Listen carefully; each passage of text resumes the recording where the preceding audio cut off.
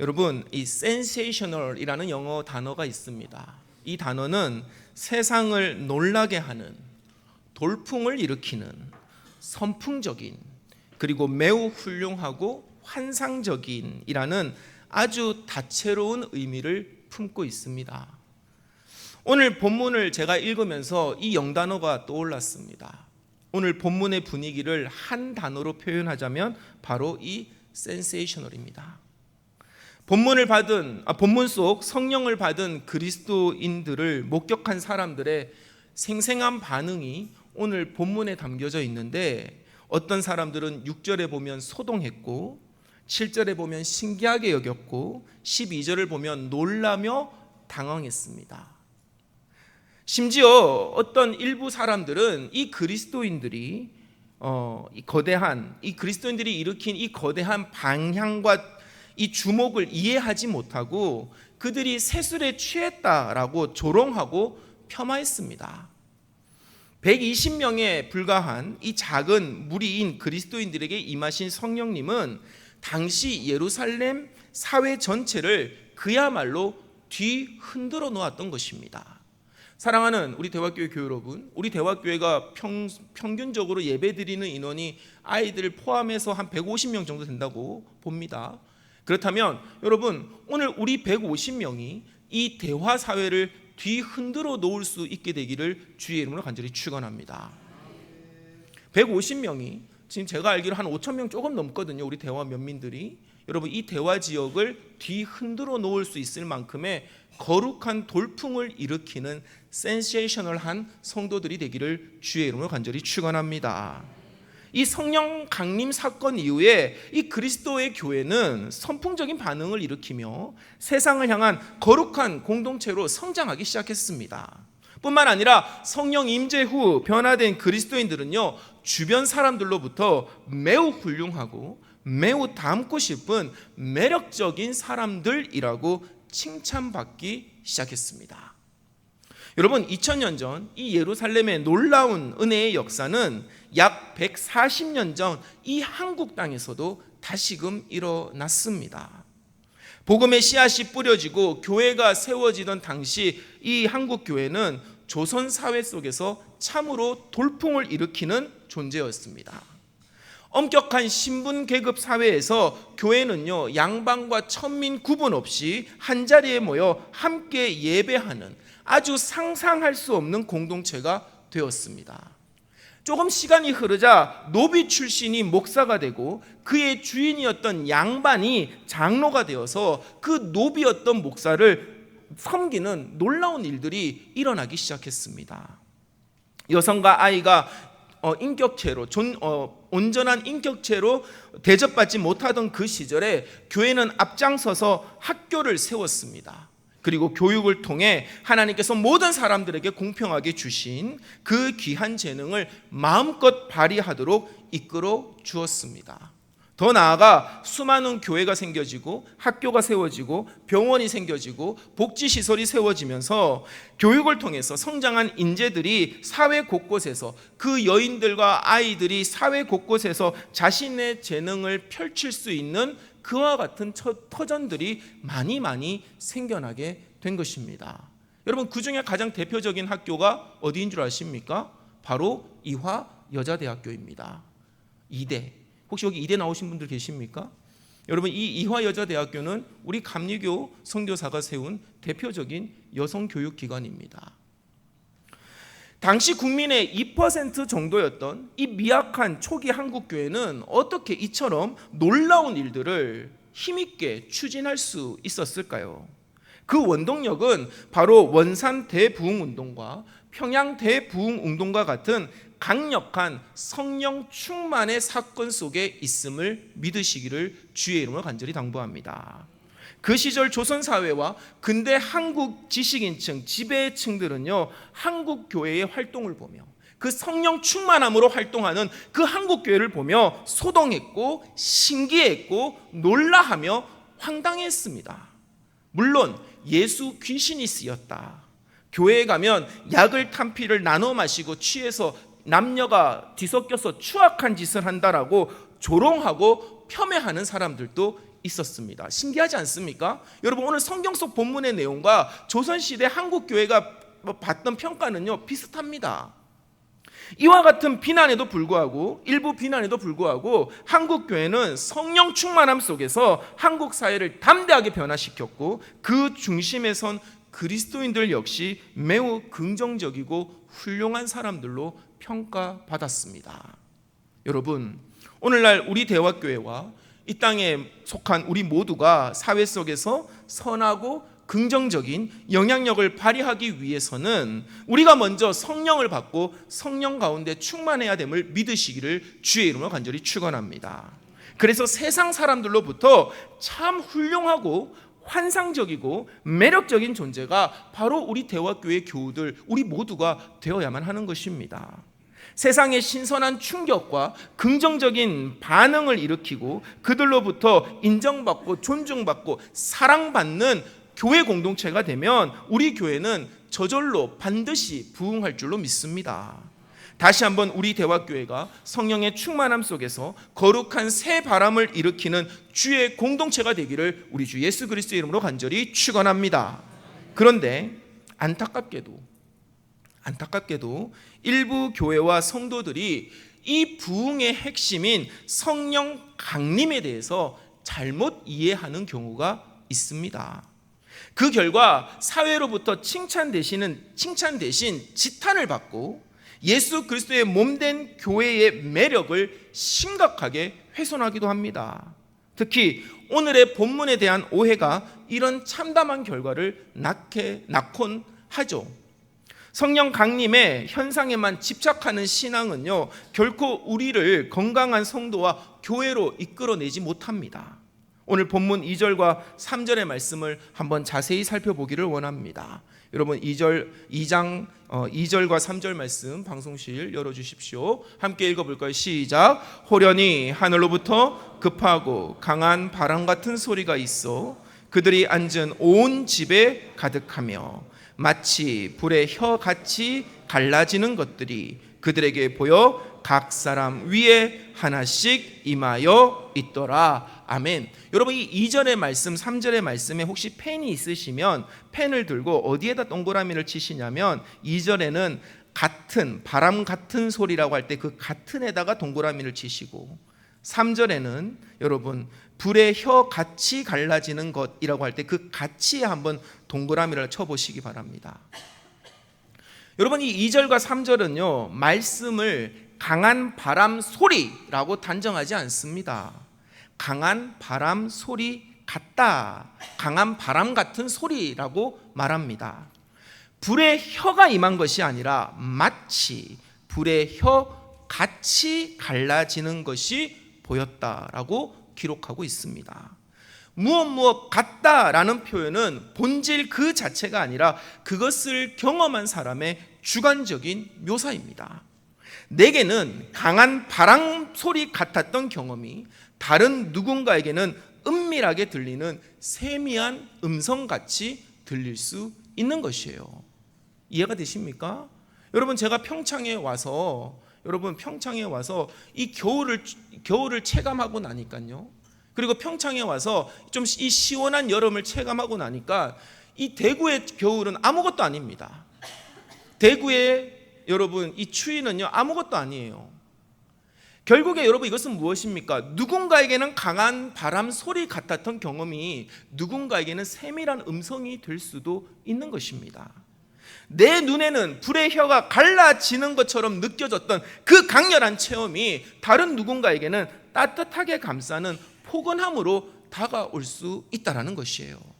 그러나 여러분, 이 성령 충만의 증거를 이 말씀 가운데서 찾으려고 하지 마십시오. 이것은 주관적인 경험입니다.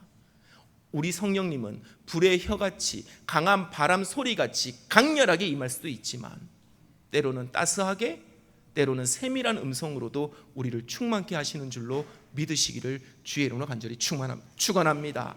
그러니 옆 사람이 방언한다고 부러워하지 마십시오. 방언하지 못해도 성령 충만할 수 있습니다.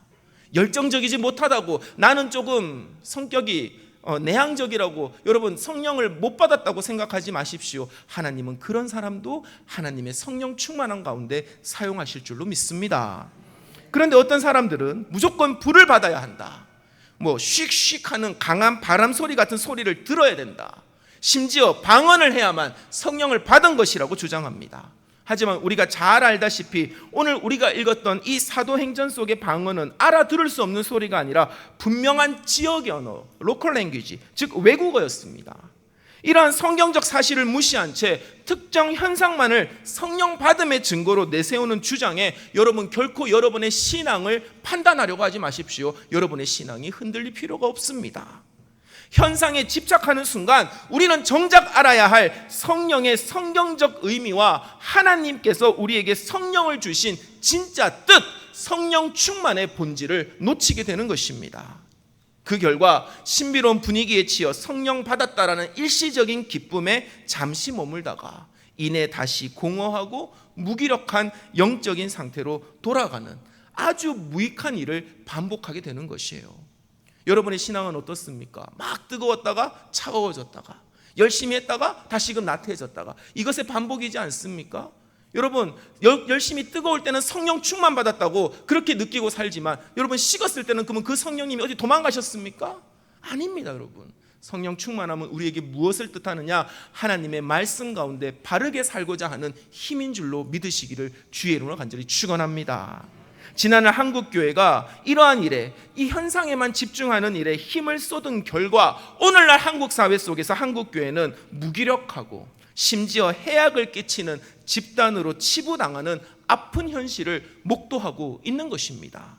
그렇기에 오늘 우리는 이 성령 강림을 바르게 이해하고 깨달아야 될 줄로 믿습니다.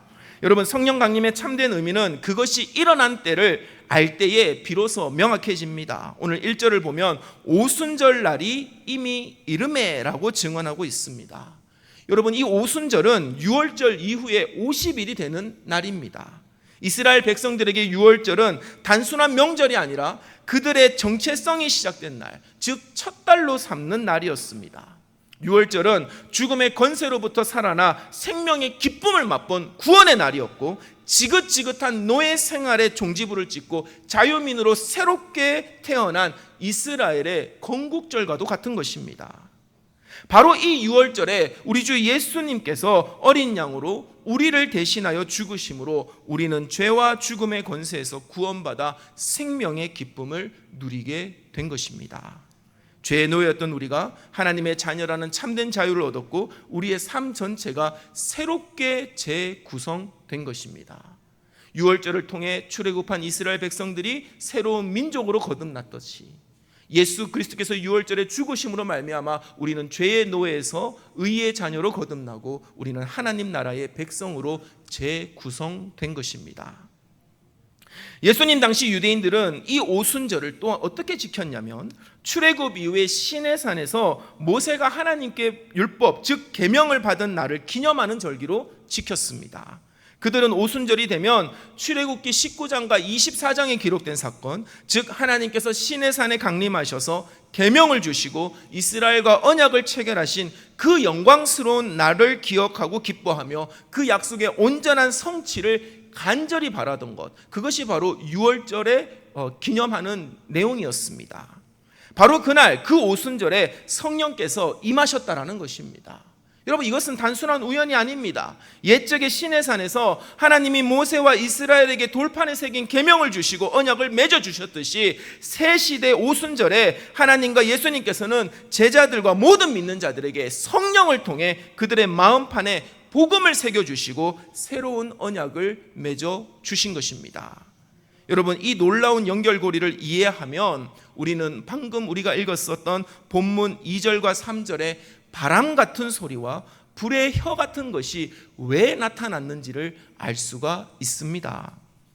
구약 출애굽기 19장과 24장을 보면 하나님께서 시내산에 강림하여 계명을 주실 때의 모습은 마치 폭풍이 몰아치는 현상으로 묘사됩니다.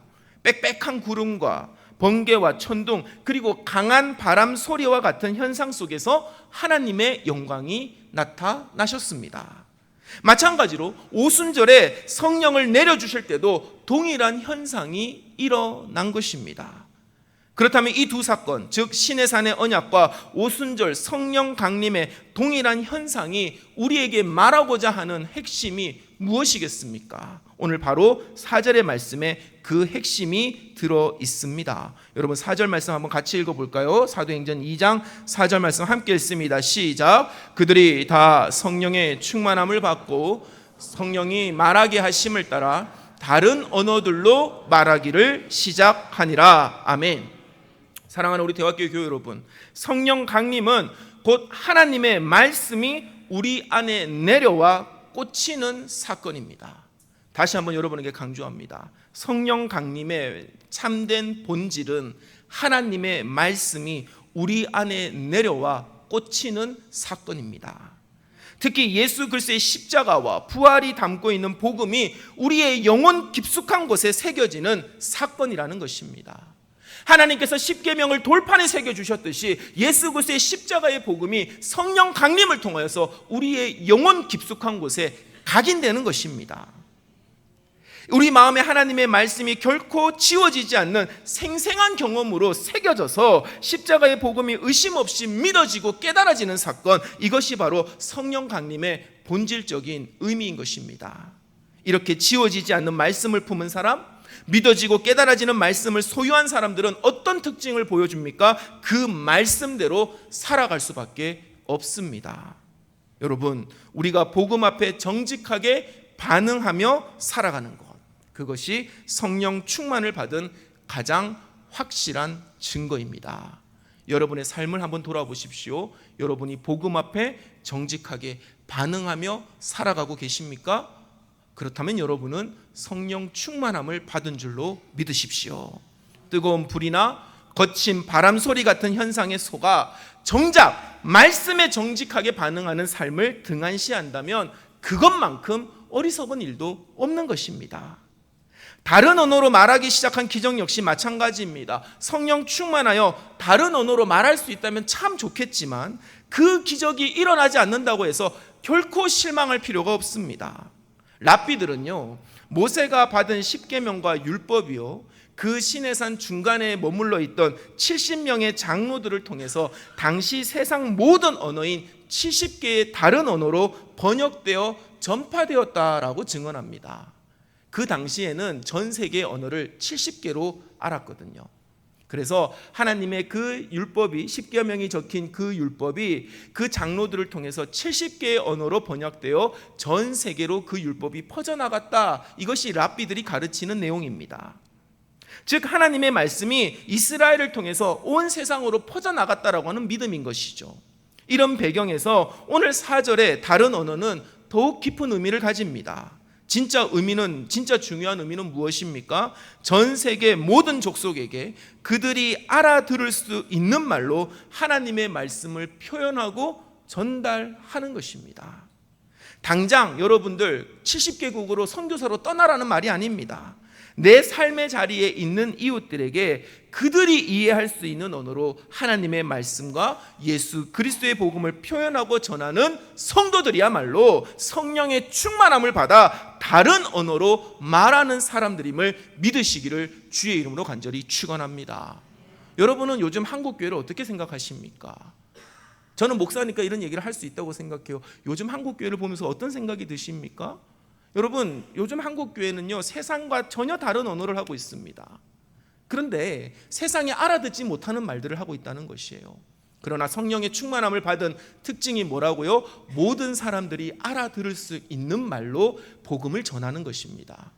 우리 대화교회는 성령 충만함을 받아서 우리 주변에 있는 이웃들에게, 세상에 있는 사람들에게 알아들을 수 있는 그 언어로 주의 복음을 전하는 자들이 되기를 주의 이름으로 간절히 축원합니다.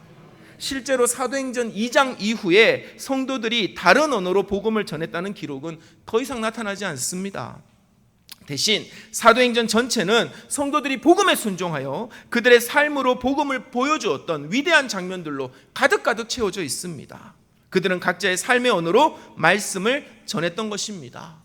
성령 강림 당시의 기적적 사건보다 더 위대하고 더 의미 있는 사건은 하나님의 영광을 입이 아니라 삶으로 꾸준히 실천해 나가는 것입니다. 여러분, 우리의 삶의 기적이 무엇인 줄 아십니까? 무슨 방언을 받고 성령 춤을 추고 하는 것이 대단한 것이 아니라 여러분, 복음대로 사는 것, 복음대로 일상을 살아내는 것, 그것이 진짜 기적인 줄로 믿으시기를 주의 이름으로 간절히 축원합니다.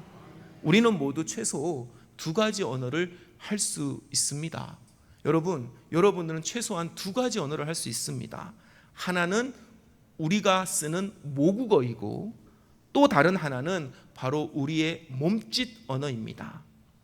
우리가 성령을 받으면 입술의 말만 하는 자들이 아니라 다른 언어, 즉 우리의 삶과 행동이라는 몸짓으로 하나님의 영광을 드러내고 표현하는 자가 될 수 있는 것입니다. 그렇기에 성령 충만의 증거는 입술이 아니라 삶으로 증명됩니다. 성령 충만한 사람은 교만하게 떠벌리지 아니하고 겸손하게 순종합니다. 왜냐하면 성령이 어디로부터 임하는지를 그들은 너무나 잘 알기 때문에 그렇습니다. 2절은 성령이 하늘로부터 와서 그들이 앉은 온 집에 가득했다라고 기록하고 있습니다. 모든 흐름은요, 언제나 높은 곳에서 낮은 곳으로 흘러갑니다. 성령은 그들의 마음이 가장 낮은 곳에 있었기에 그들에게 임했던 것입니다. 사랑하는 우리 대화교회 교회 여러분, 저와 여러분이 늘 언제나 겸손하고 낮은 마음으로 살아가기를 주의 이름으로 간절히 축원합니다.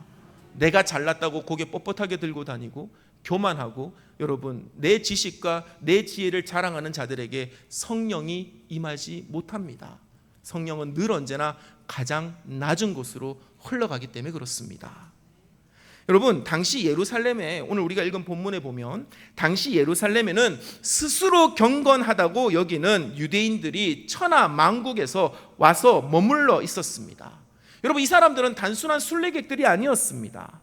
외국에서의 안정된 삶의 터전과 조상들이 일군 부를 과감하게 정리하고 오직 예루살렘에서 죽어서 묻히기를 바라는 마음으로 모든 것을 포기하고 온 사람들이었습니다. 그러니까 그들의 신앙적 열심이 아주 대단했던 것이죠. 그러나 성령은 그 열심 있는 자들에게 임하지 않았습니다. 대신 마가의 다락방에 모여있던 갈릴리 변두리 출신의 어부와 같이 배우지 못한 사람들에게 임했습니다. 그래서 여러분, 이 경건한 유대인들이 받은 충격이 엄청났던 것입니다.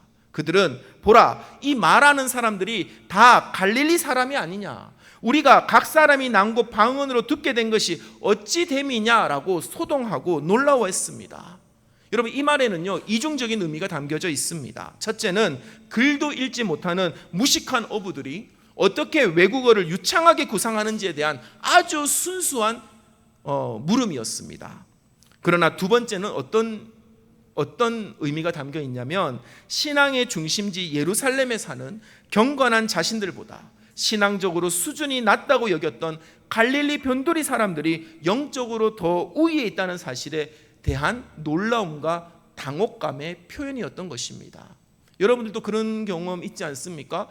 좀 나보다 한참 못했다고 생각했던 사람이 어느 순간 나를 뛰어넘는 것을 경험했을 때 여러분들 좀 놀라고 당혹스럽지 않습니까?